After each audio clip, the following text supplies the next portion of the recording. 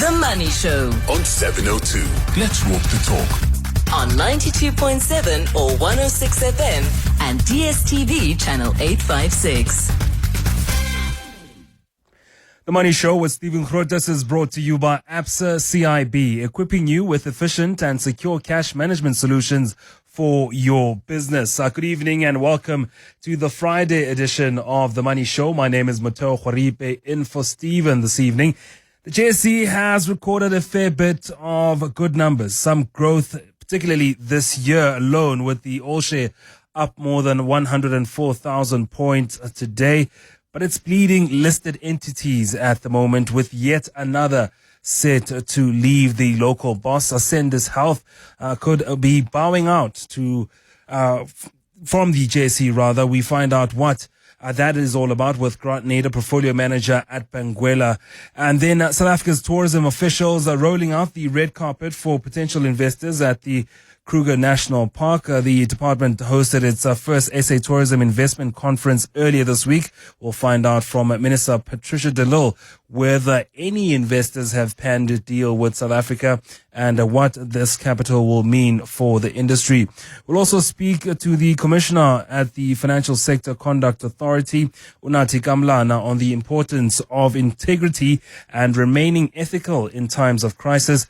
Many cases to draw from here in South Africa, so we'll get into that interesting conversation a bit later. Then in our Friday file, we often do lifestyle on a Friday here on The Money Show. Our Friday file today talking about the art and management of those cigars. Now, I'm not somebody who keeps cigars in their house, so I wouldn't know how to store them, but apparently there's a special way to do it. We'll be talking to author and cigar enthusiast Koja Bafo. Then we'll give you the bragging rights just before 7 in our Friday Biz Blitz. And, of course, give you the best of The Money Show this week. But let's get into the show. Let's talk money. And now, The Money Show with Motheo Khoaripe on 702. Let's walk the talk. Well, South Africa hosted the inaugural Tourism Investment Summit earlier this week in Cape Town, led by Minister of Tourism of the Republic of South Africa, Patricia de Lille. The summit, which is a G20 legacy project, firmly placed tourism investment on the global agenda ahead of the G20 Tourism Ministers meeting, which happened today at the Kruger National Park. So SA tourism, of course, one of those sectors that contribute quite a bit to the South African economy. Just last year, 618 billion rand. So further investment definitely would be welcome in terms of growing the industry in infrastructure and also providing jobs for the South African economy. Let's talk to the Minister, Patricia de Lille, about those significant investments that could be expected from this particular occurrence that happened, that summit that happened earlier this week. Minister, welcome to The Money Show. Hi, good evening, my brother. How are you? What was the main goal of this particular summit? Was it an introduction to the South African economy, to those South African tourism industry, rather, to those that didn't know it too well, or was it a matter of going there to try and find pen and paper and getting the money in for the tourism sector in South Africa? Yes, our main outcome that we are looking for is that we need to diversify South African tourism offerings to our potential visitors. You know, there's a perception that South Africa is all about safaris and Table Mountain. Now, yes, those are iconic places and they must still be visited. But we also want to take tourism into the less visited provinces. So we then decided to have the first tourism infrastructure investment summit in Cape Town 2 days ago, where we were able to package 8 infrastructure projects to the value of almost R1 billion. We made sure that all the projects are bankable. We've screened them. We've made sure that they are compliant. We informed investors of the different methodologies of investing in South Africa, like triple Ps or build, operate, and transfer. And, you know, also innovative finance structures that investors can come up with the new Treasury regulations that came in on the 1st of June 2025. And we intend to continue to grow the pipeline and have an annual tourism infrastructure investment summit. So the response has been very positive. A project like God's Window in Mpumalanga, beautiful, hole in the wall in the Eastern Cape. Those were the kind of projects that we put forward. We had investors from all over the world, including our financial development institutions, our own PIC and IDC. And we're really trying to say that, tourism is undervalued. The contribution is about 8% to our GDP, and there's a potential for growth here. And that is why we held the first one, and then hoping next year we will grow the pipeline and then put more projects forward. And how did the funding round go? Was there a response in terms of cash on the table, or are investors still looking to find out more what the projects are about and what the incentives would be for them? Yes, we had all the project sponsors there, the owners of the projects, and they have engaged directly with investors. Some of the investors are flying out to go and have a look at the projects and the potential, and of course the return on investment. And then we also had Saudi Arabia and their investment arm. In fact, two of the princesses of the Saudi kingdom. They were also here. And now I have set up like a one-stop shop in my office whereby any follow-up information, whether it's got to do with regulations or legislation, my office will be able to help potential investors with that. And then, we're also open for ideas. And I have also engaged the Department of Trade and Industry and Competition, because Invest SA doesn't have a single tourism project in their investment booklet.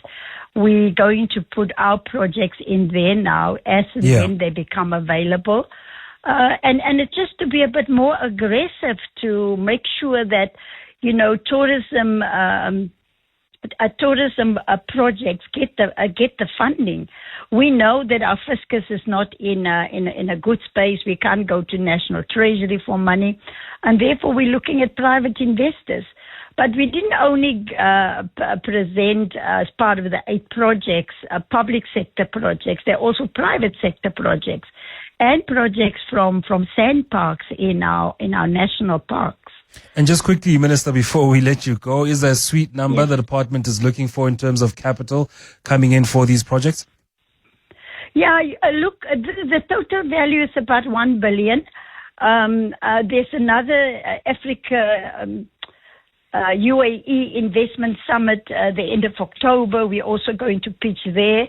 And I will be following up with the project owners from both the public and the private sector, how things are going and whether they've been able to sign deals. Yeah.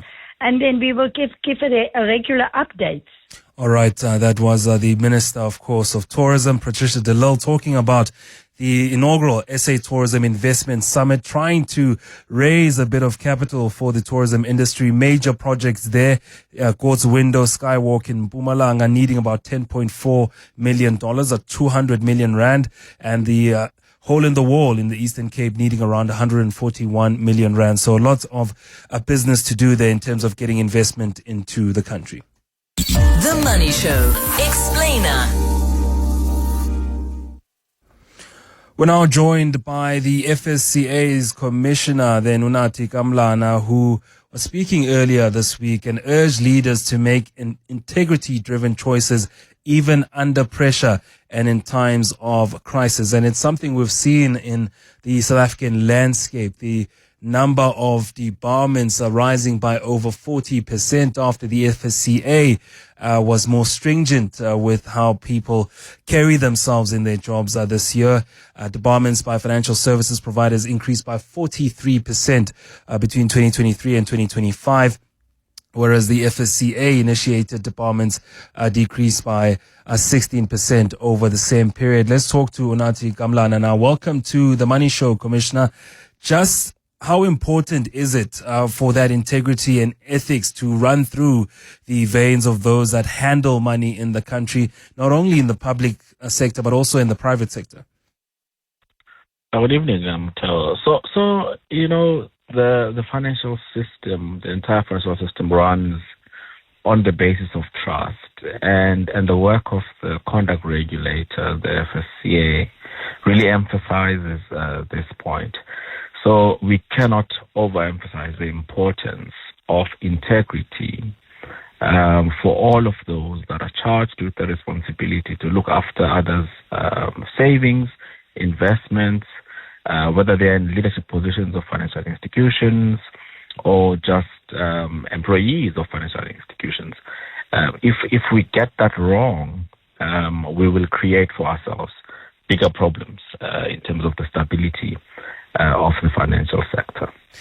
We've seen recently the assassination of insolvency attorney Bao van Niekerk, but also just a worrying trend around professionals, especially in the financial sector as well, put under pressure as whistleblowers, people threatening their lives as well. Are you talking to professionals around the type of protection they can get in making sure that if they do have the integrity and they do flag some of these issues, that they'll be protected? Yeah, I mean, we condemn very strongly the recent killings of whistleblowers, professionals in the financial sector, legal professionals, and so on. And the point that we've been making consistently is that for market integrity, the rule of law is essential. And therefore, we really want to send a strong message to law enforcement agencies to treat these events very, very seriously. If we don't send a message that this is completely unacceptable, we are concerned that we will not have whistleblowers come forward to either regulators or law enforcement agencies to let us know whether there's misconduct and issues that we need to deal with from an investigation perspective or from a conduct risk perspective. So this is definitely a question that we have to get right. In fact, quite importantly, it's also essential to the work we're doing to get ourselves out of the grey list, the FATF grey list. We therefore cannot at this point, in terms of the progress we've made, be seen to be lacking in terms of focusing correctly in protecting those that come forward in terms of whistleblowers and witnesses to some of the investigations that either regulators or police are investigating. And you, as bodies that manage some of these regulations, do you think you have enough teeth? Are the sanctions harsh enough for people to be swayed away from not having integrity and not doing their job properly? No, certainly. We think that even before we had to be dealing with the questions that were raised by FATF, we have started as the FSCA to focus very, very specifically on making sure that the sanctions that we impose for misconduct are sufficiently dissuasive and serve as a deterrent to wrongdoing in terms of maintaining the integrity of financial sector laws. And we think that, of course, we need to stay the course. One cannot say that we've done enough. We need to stay the course and send a strong message about the importance of integrity. Again, to deliver to this very important objective of building trust in the financial system. So we will continue on this path, and we work together with our partners in law enforcement to send a very strong message about how important it is for an economy such as ours to send a strong message around the importance of the rule of law and integrity, so that those who want to invest in South Africa, given that we compete with other emerging markets and developing economies, can be confident that their rights will be enforced and protected to the extent that they invest in our economy. You often mark the regulatory actions report as the FSCA. Are you seeing enough action from financial service providers in South Africa where they do their own internal processes and flag it to you to say a couple of our own workers have not been doing what they're being supposed to do, and not being honest, not having the integrity that is needed? Are you seeing that flagging happen often enough, or are FSP still afraid of how this will taint their own brands?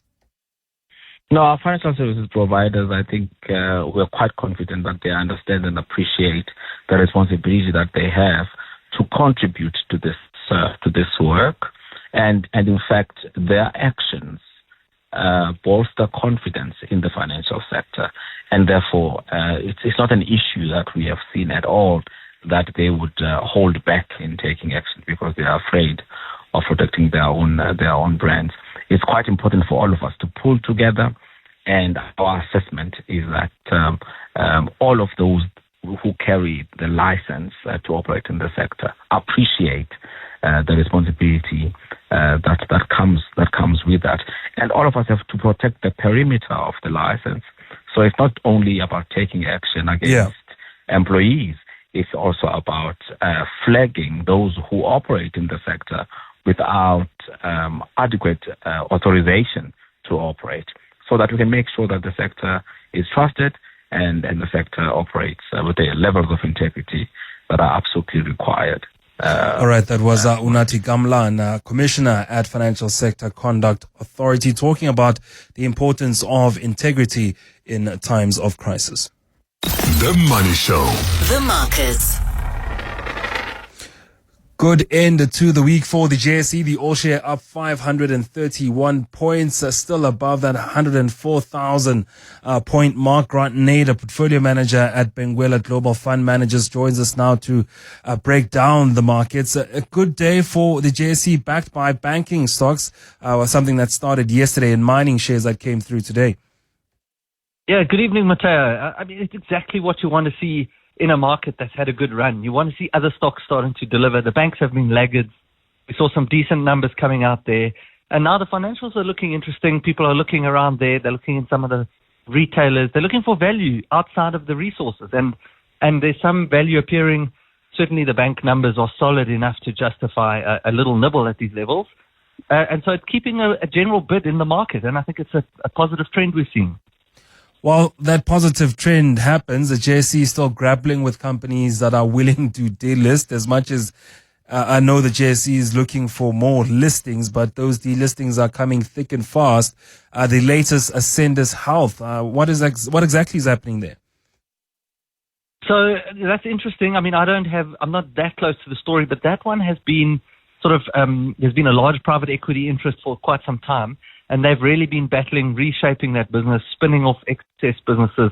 After a massive expansionary journey 5-6 years ago, they've had to, where they just took on too much debt. They've been resizing, downsizing, right-sizing that whole business. It actually makes sense. And that really is a sign, hopefully, that we're nearer to the lows in the market. There are a lot of these small caps delisting, as you said. And it's a sign that there's just so much value there. You know, things are really cheap. And it does suggest that if you're patient and you do your homework, there are opportunities. Definitely opportunities there. Then excitement all around the world in the markets with the US Fed. Everybody's side-eyeing the US Fed, looking forward to next week around that interest rate cut in the US.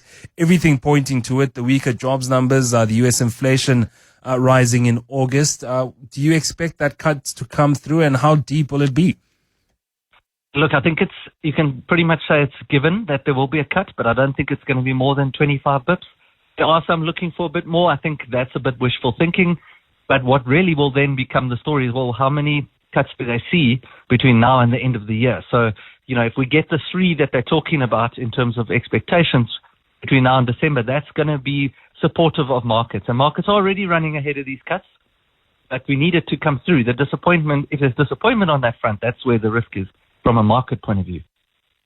Talking about cut, on the South African view, do you see the South African Reserve Bank still having a few up their sleeve as well, going into the end of the year? Yeah, I think they do. Unfortunately, I don't think it comes next week. I mean, this is a question we're all asking. Our sort of notoriously hawkish and Reserve Bank will probably be concerned that inflation's ticking up again in SA, and then they might just be a little more cautious, remembering that they're trying to reset the inflation expectations lower. So if you're cutting rates and raising inflation expectations, it might not send the right message. So there's a chance they cut next week. I think it's more likely it's the next meeting. Grant, you and I know exactly what I'm hoping for next week. Grant Nader, a portfolio manager at Benguela Global Fund Managers, are breaking down the markets there for us. You're with Motheo Khoaripe on 702 and Cape Talk. Welcome back to The Money Show. If you missed our earlier conversation with Patricia de Lille, we were talking about the South African Tourism Investment Summit, the tourism department trying to raise more funds for projects in God's Window, the Skywalk there in Mpumalanga, also trying to raise some money for the Hole in the Wall resort in the Eastern Cape, around 141 million rand that is needed there. We've got an interesting message on WhatsApp from Mamelo. Speaking of God's Window, has the minister collaborated with the Department of Roads and Transport, because the roads along the panoramic route are in a horrible state? Now, I've never traveled to that part of the world, but it would be really not good if you have an incredible God's Window, but getting there is a nightmare. But I'm sure that's why all this capital is being raised by the South African Tourism Department. Hopefully, all that money goes to improving all those efforts, the roads and the infrastructure. The Money Show. The Friday File. The Friday File. Time for some lifestyle here on The Money Show through our Friday File feature, talking about the art and challenges of storing fine cigars. Now, I'm not a person that has fine cigars in their living room stored away, but that's why I'll be talking to somebody who's a cigar enthusiast and author, Kojo Bafo. Great to talk to you again, Kojo. Hi, Motheo. Hello. I think it's one of those things for me. I do have friends that love cigars and love storing them, but I've never thought it to be an art. I just thought it was cigars in a box. But what exactly is so fascinating about making sure that those cigars are kept there? Does it keep the quality? Do they get better with time? So cigars generally have to be kept at a certain humidity. I think it's around 70 degrees in terms of humidity. If you just put them in a box, they're going to dry out. When they dry out, they flake and they unwrap. So it's actually a necessity, not even a luxury. Then just that humidity control, what are we talking about? What could the temperatures be there? Because I'm thinking of a South African summer and things can get quite tricky. Are there different boxes for different climates? No, because, the box is usually, regardless of the size, it's usually kind of airtight. And there are different ways of maintaining humidity. So, for example, I have this very small humidor, which can hold about like 10, 12 cigars. And there's something called a Boveda pack. So that it's a pack you put in. It's kind of soft. It has like a gel on the inside, and it maintains the humidity within your humidifier. And the bigger ones, for example, will have like an electronic humidifier, which you put in.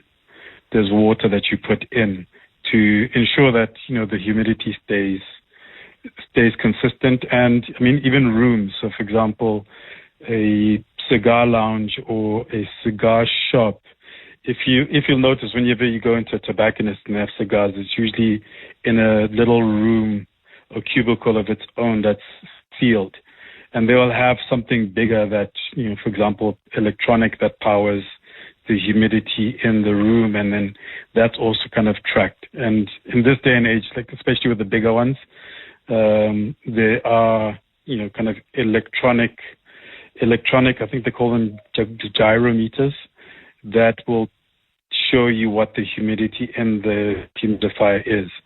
So, that's how you store them, that's how you keep them. And, when you come out, when you take it out, that's when kind of the environment would affect it. And to a certain extent, I mean, if for those of us in Gauteng, the air tends to be quite dry. So if you left a cigar out for even like a couple of days, it would start to flake.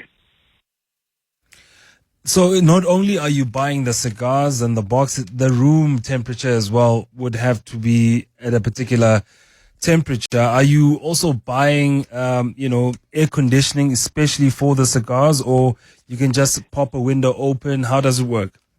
Yeah, so I mean, it wouldn't be the case if you've got, the humidifier is that little box that you get, and they have various sizes. So that's all you need to worry about. Like, you just need to worry about where the humidifier, the box that you're keeping your cigars in, the humidity is kept at a particular temperature.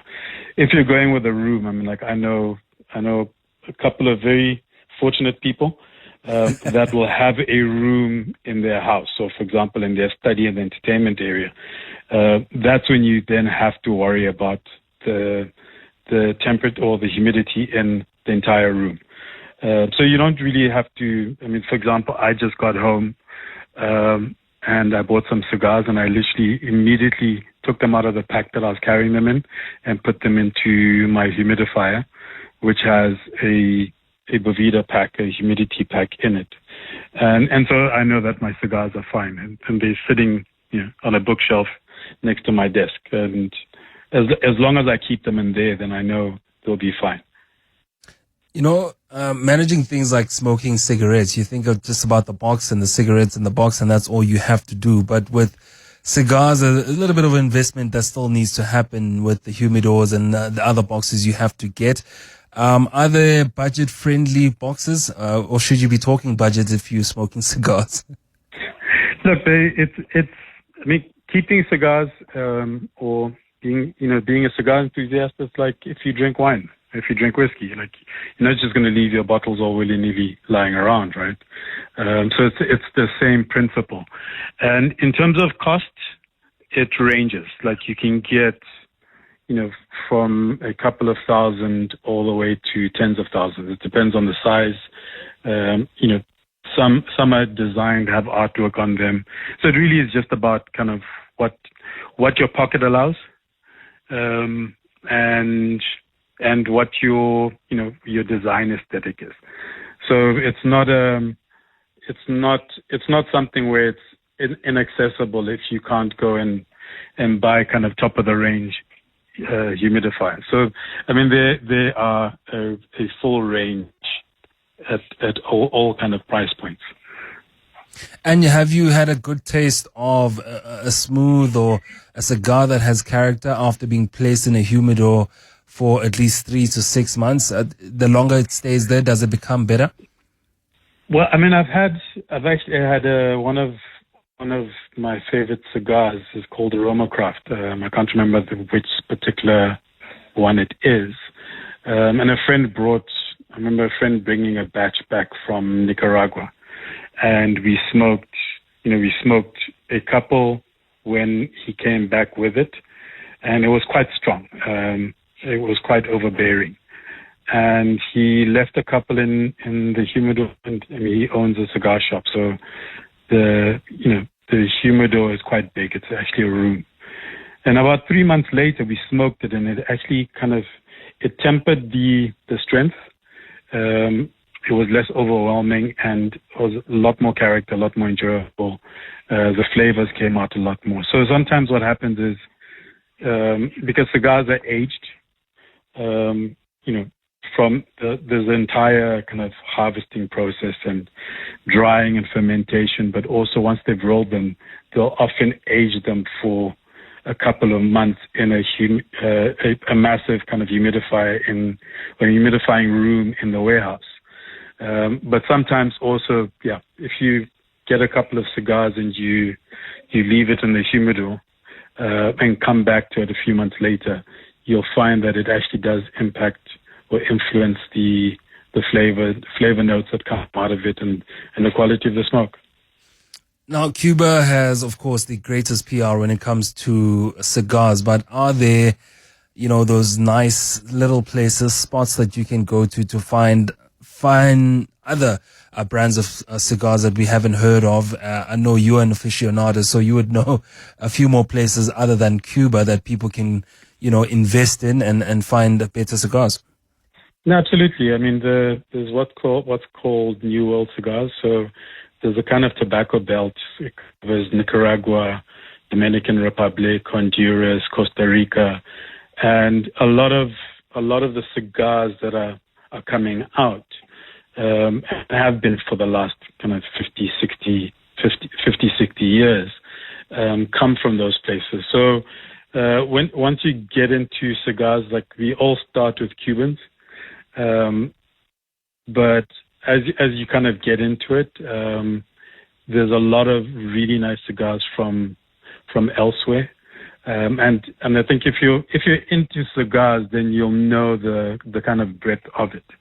The interesting thing is that a lot of the factories, a lot of the brands, a lot of the plantations are actually run by second, third, fourth generation Cuban immigrants. Yeah. So you find their families worked in cigars during, before the Cuban Revolution, and after the Cuban Revolution, they kind of moved to different places and grow tobacco from there. So I mean, you get really good Cuban cigars. COVID did have an impact on not just Cuban cigars, but kind of the rest of the world. But yeah, I mean, there's a full breadth, and for me, the joy of it is being able to experiment and finding what suits your palate. I mean, I met somebody recently in a humidor, and he was trying out different cigars because he just started smoking cigars, and I told him I actually envy him because, I mean, I still always try when I come across a new brand.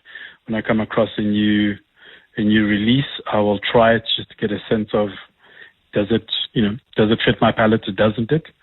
And he was at the start of his journey, and I remember being there. You missed that novelty.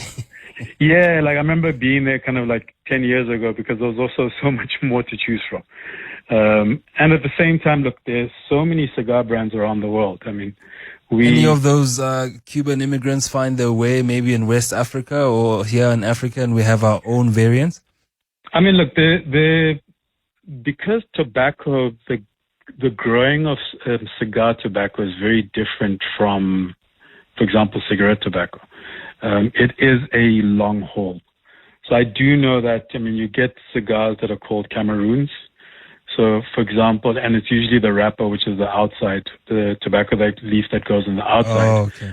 And that's, I think, grown in Cameroon and parts of Burkina Faso, I think, or Guinea. Outside of that, I mean, I know there are a couple of brands that have come up, like in Zim, they had Musiwa Tuinya. But like I said, I mean, I have a friend of mine who started a cigar brand, and they are 2 years in and only starting to roll cigars. It's all about skin in the game then. Yeah, so because it's like I said, it's similar to, let's say, making cognac or making whiskey or making a wine. It's also a blend. Like you are blending tobaccos from different fields. You're blending tobaccos from different parts of the plant. I mean, they have like levels of the plant and the soil that it's grown in. I mean, for example, like across Nicaragua, there's a area called Jalapa, I think, and there's a lot of volcanic soil. And so tobacco grown there will have certain characteristics in terms of flavor. Now, if you're combining that with a tobacco from Esteli, which is also in Nicaragua, you're having to find the right balance. So, I mean, they're putting it's down to like percentages, like 5% of this leaf with 10% of that leaf, and there's a master blender, and you're rolling those and testing them out, and then you're aging them a little bit and coming back to test them out. So it's not something that you decide, one day, hey, I'm actually going to start a cigar brand. And even the growing of the tobacco, like I said, I mean, it's a process that's kind of resource heavy. Look, Kojo, you've sold it quite well. If I find myself addicted to this stuff, I'm calling your number. Kojo Before, author and cigar enthusiast, talking to us about the art and challenges of storing fine cigars. The Money Show will give you all the tools you need to navigate the complicated world of economics and commerce, even if you're not a numbers person. The Money Show With Motheo Khoaripe 6 to 8 p.m. Making money makes sense. on 702 and Cape Talk. We still have some bragging rights for you in the Friday Blitz Biz. Here's your first question. If you do know the answer, call 011-883-0702 or 021-446-0567. Name the U.S. company that controls macro and game retail stores here in South Africa. Name the U.S. company that controls macro and game retail stores here in South Africa. If you know the answer, that's the number to call, 011-883-0702 or 021-446-0567. See you after this. The Money Show with Stephen Grootes is brought to you by FSCA, equipping you with efficient and secure cash management solutions for your business. The Money Show, Friday Biz Blitz. All right, Miranda from Johannesburg, you're first up. The question, name the U.S. company that controls macro and game retail stores. The answer is? Walmart. Walmart, of course, the correct answer there. Walmart, the world's largest retailer, set to launch its first South African stores. They'll be coming out before the end of this year. Could be competing with ShopRite. We'll see. ShopRite is the giant in this country. Second question, let's see if you can get this one. Mary Vilagazi is the CEO of which JSE listed bank? Mary Vilagazi is the CEO of which JSE listed bank? They had results this week. First Rand. First Rand Group, I'll give you that one. It is the correct answer. First Rand delivering a solid operational performance for the year ended in June. Let's see if you can get the third one there, Miranda. DSY is the JSE trading code for which company? DSY is the JSE trading code for which company? Also released results this week. I don't know. Sorry, Miranda. Very quickly, before we go to news, Tobile in Benmo. Let's see if you can get this one. DSY is the JSE trading code of which company? The answer is in the acronym. DSY is the JSE trading code of which company? Take a guess. They also had results. They have all sorts of nice things like but this is going to give it away. If I give you this, you'll know the answer. Their bank recently reported a good profit for the first time. Is it Capitec? No. Sorry, Discovery. Discovery is the correct answer. Because you're out of time, I'll give you that one. I think it was quick enough. One more. Thank you. One more. Anglo-American mining giant with strong ties to South Africa is one of those that we'll have later. But I want to give you another question. The U.S. government has wiggled its way into owning 10% of which chip-making company? The U.S. government has wiggled its way into owning 10% of which chip company?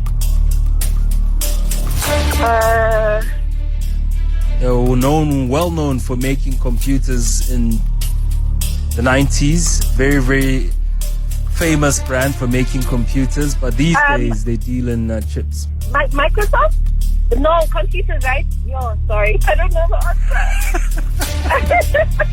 Well, I'll give you an A for effort there, Tobile in Benmore. The answer you were looking for was Intel. The U.S. government has taken a 10% stake in Intel, investing $8.9 billion through the CHIPS and Science Act to boost domestic chip manufacturing in the U.S. Thank you all for playing for our Friday Biz Blitz.